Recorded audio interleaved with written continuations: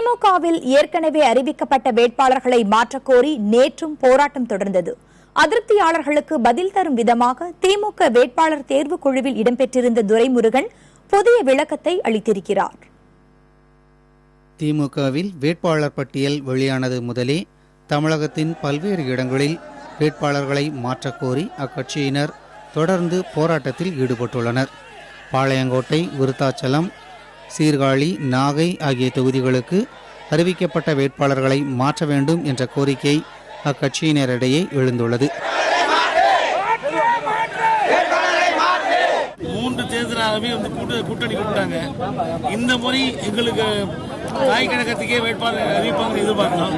ஆனால் அறிவித்தாங்க, வேற மாவட்டத்தில் அறிவிச்சிருக்காங்க. தொகுதி மக்கள் ரொம்ப வருத்தத்தில் இருக்காங்க. ஓட்டு போடுறதா போட வேண்டாமாங்க கேள்விக்குறியா இருக்காங்க.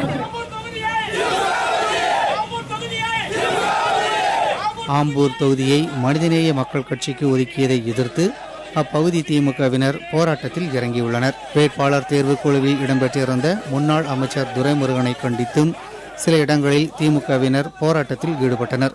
இதையடுத்து திமுகவில் வேட்பாளர்களை தேர்வு செய்தது எப்படி என்று அவர் விளக்கம் அளித்துள்ளார். இந்த தொகுதிக்கு இந்த வேட்பாளர் சொல்ற அதிகாரம் எனக்கு இல்லை.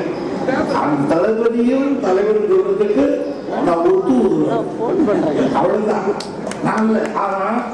அவங்க தொகுதி கிடைக்காதவன் அவங்க 2 பேரும் எதிர்க்க முடியாது. துரைமுருகன் தான் செய்யலான்னு என்ன எதிர்க்கா.